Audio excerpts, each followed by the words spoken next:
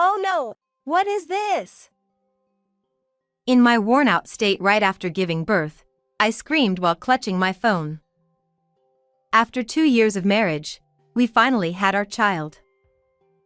I had eagerly awaited celebrating the birth with my beloved husband.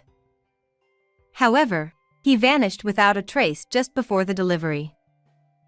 Even when the labor started, I couldn't reach him, and he never showed up at the hospital, even after our daughter let out her first cry. To make matters worse, I received a message from him saying, "I'm tired of living. Please, don't do anything rash." All I could do was pray for his safety, but my husband never returned. And then, 25 years later, I would come to learn the truth in an unexpected way. I, Kathy, got married at 26. My husband, Steve, was 28. We sometimes argued, but that was proof that we were doing well as a couple. We clashed because we cared about each other, and at least I believed that we were supporting each other well. However, 2 years after our marriage, our relationship began to take a turn for the worse. "Hey, these shoes weren't here before, right? Did you buy something new again?"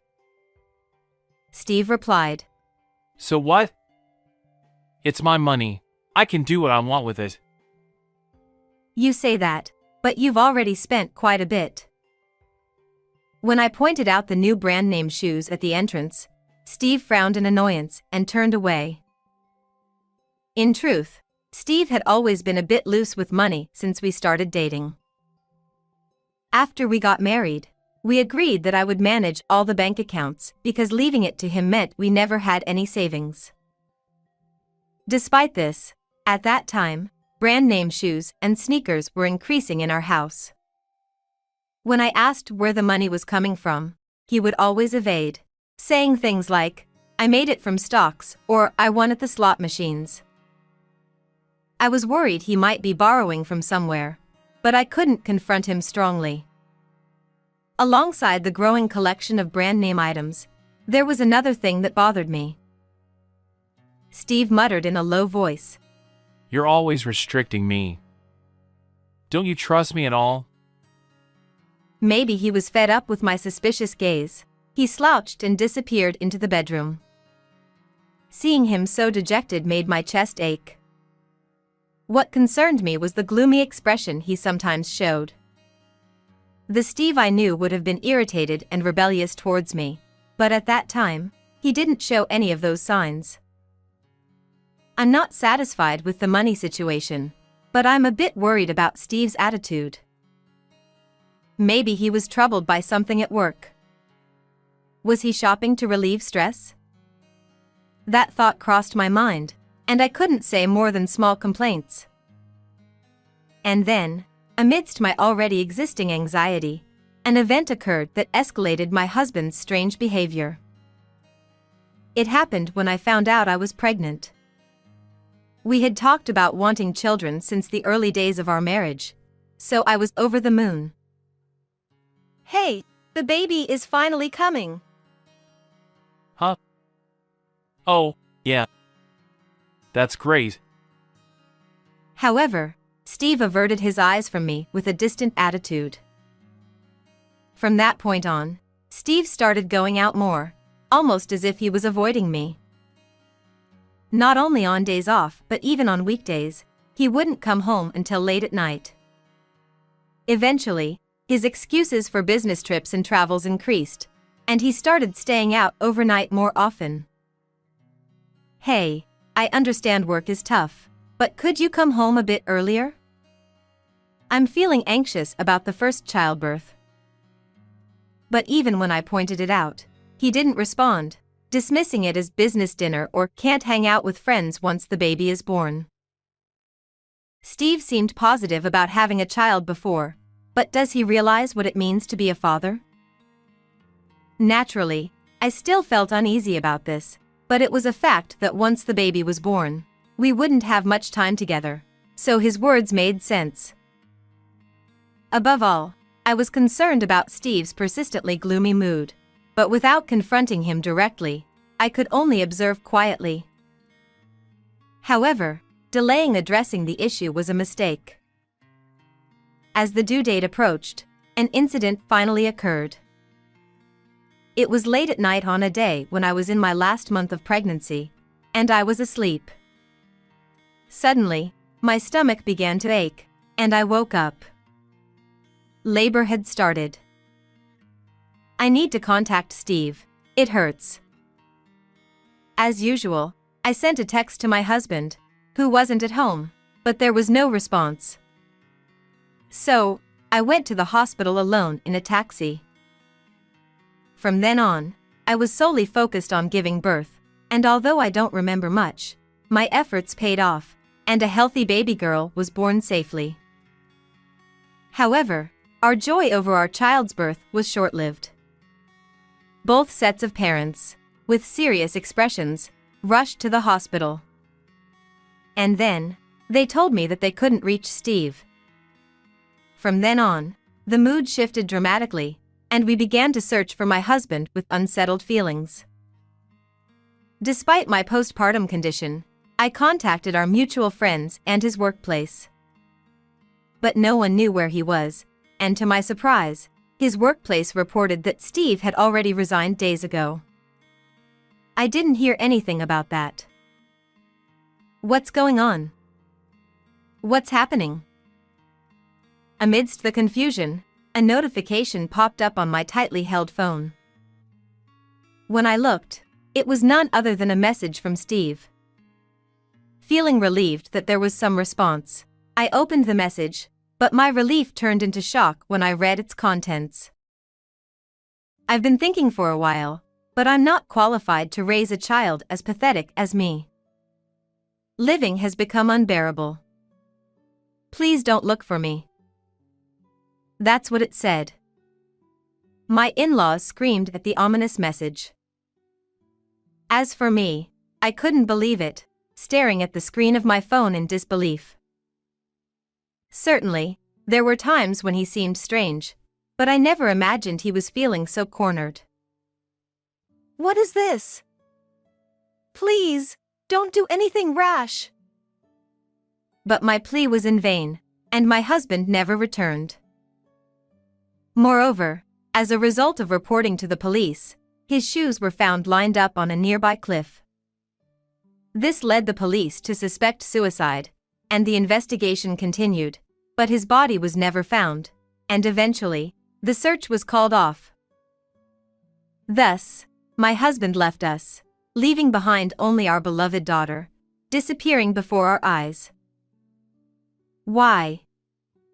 Why didn't I listen to him more?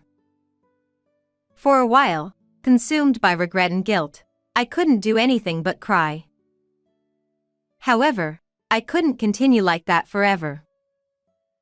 A few months after the incident, I somehow started working to raise my daughter. Despite not giving up on Steve and frequently gathering information, there was no progress. Balancing childcare and work was tough, but to ensure we never lose our family again, I poured all my love into my daughter as much as possible. And so, amidst the busy days, I realized that a whopping 25 years had passed since my husband had disappeared. At 53 years old, I was living with my 25-year-old daughter, Emily, who had grown up beautifully despite being raised in a single-parent household. To contribute to the household, Emily started her singing career in her teens and transitioned into acting, becoming quite a success in the industry. Thanks to her, we never faced financial difficulties, and we enjoyed a happy life together. However, secretly, I still harbored feelings for my husband. If the three of us, Emily, Steve, and I, could have lived together, how happy would we have been? Despite feeling conflicted, I didn't want to burden my daughter with unnecessary expectations, so I simply told her that her father had passed away. Yet, the despair from when my husband disappeared had certainly lingered in my heart. However, one day, Emily confided in me with a serious expression that she wanted to introduce someone important to her. Listening closely to the unusual atmosphere, it turned out that Emily was considering marriage with an actor from her generation, Will. Furthermore, his mother happened to be the president of a talent agency. While I couldn't deny feeling surprised, I enthusiastically nodded along with my daughter's earnest words. If he's the one you've chosen, I'll support you. No matter who he is.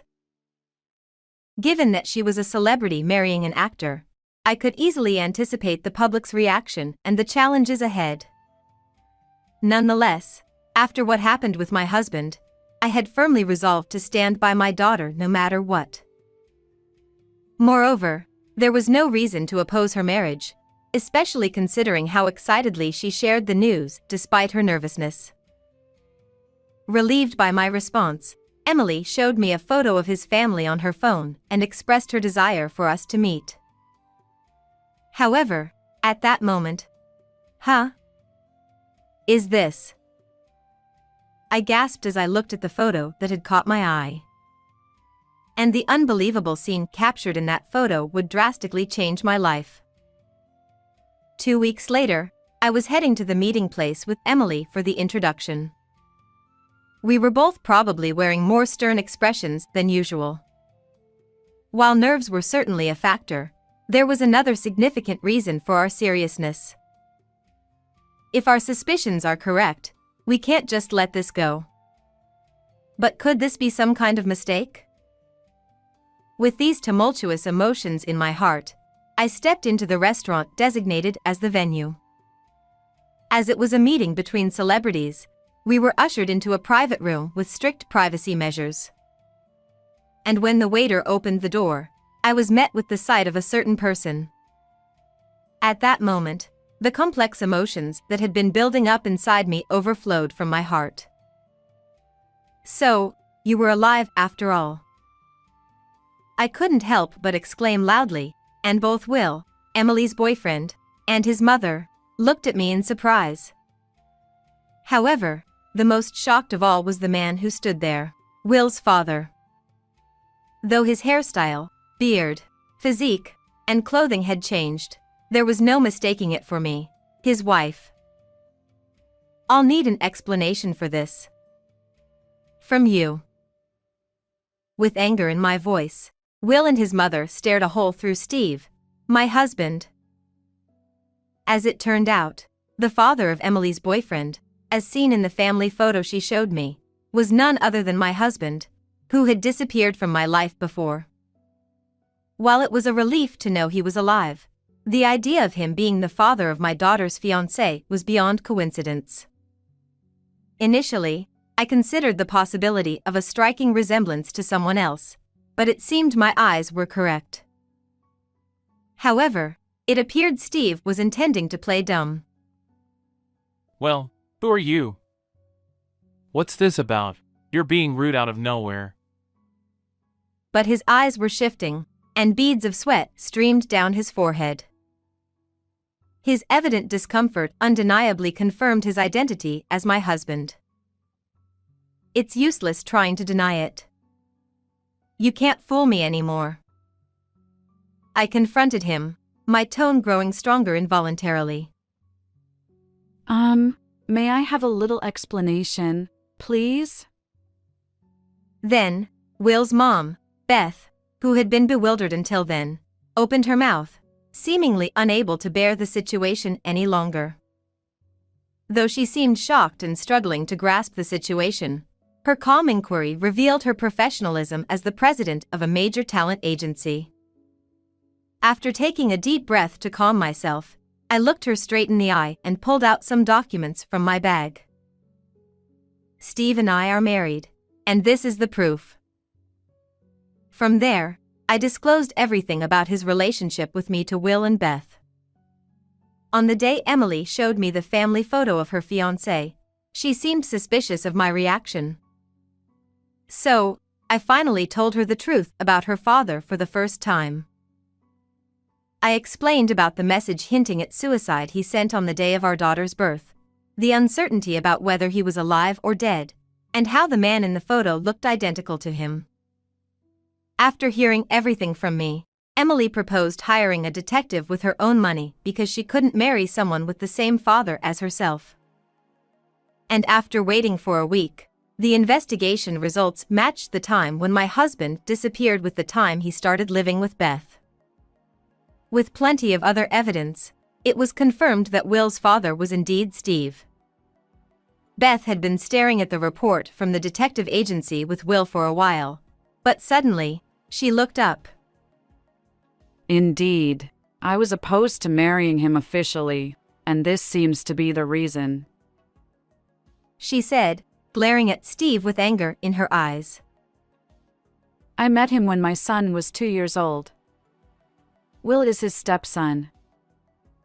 Then, Beth explained to us how she came to live with him. According to her, she had recently lost her husband in an accident and was working hard while taking care of the young Will. She happened to meet Steve, who was kind to her. Since Will is a little older than Emily, he probably started cheating on her before my pregnancy became known, at the point when his behavior became suspicious. Of course, I heard he was single. So, we had something like a common law marriage. Beth quietly expressed her anger, glaring at Steve. It seemed my husband refused to marry officially because of his complicated family. Who was he to abandon his wife and child, then comfortably move in with another family? Then, at the next moment, perhaps realizing he couldn't keep lying anymore, Steve sighed heavily. It's enough, shut up. I couldn't live with you, always restricting my spending. Of course, you're Steve after all. You disappeared out of nowhere, and then you end up in a nice position, don't you, Dot? Yeah, that's right. I could have been the husband of a president and the father of a famous actor. Damn it, but you had to ruin it. Then, he began to speak as if he had broken a dam, revealing everything about what had happened. Steve, who was reckless with money, was indeed unhappy with me managing the finances. And when he found out by chance that Beth was wealthy, he decided to switch immediately. He didn't want to pay alimony or child support, so he chose pretending suicide instead of divorce. He planned to settle everything while I was unable to move due to childbirth. Perhaps he had been contemplating this plan even before my pregnancy, hence his lack of concern. The increase in branded items was probably due to Beth buying them for him. To be safe, I changed my appearance through weight loss and a makeover, and as a house husband, I spent most of my time indoors so the police wouldn't catch me. His selfish excuses made anger bubble up from the depths of my being. For 25 years since my husband disappeared, there hadn't been a single day when I didn't think about Steve. I felt guilty for having pursued him. Although I couldn't do anything for him anymore, I had resolved to carry this regret with me for the rest of my life. However, when the truth came out, it turned out that all of it, the message from Steve, the shoes on the cliff, was all a lie to deceive me. While I was thinking about Steve, he had already abandoned me and our daughter and was living a luxurious life with another family. And I wasn't the only one who was angry with him. I'm disappointed in you. I had a debt of gratitude to repay, but I didn't think you were such a person. Beth's cold words were followed by Will's. You barely did anything around the house anyway. And he looked at Steve with disdain. Especially for Will, Steve was someone who hurt both his mother and his girlfriend. Perhaps, he couldn't forgive him so easily. And I felt the same way. This will be in the tabloids tomorrow.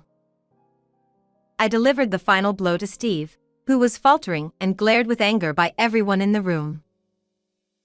What? Tabloids?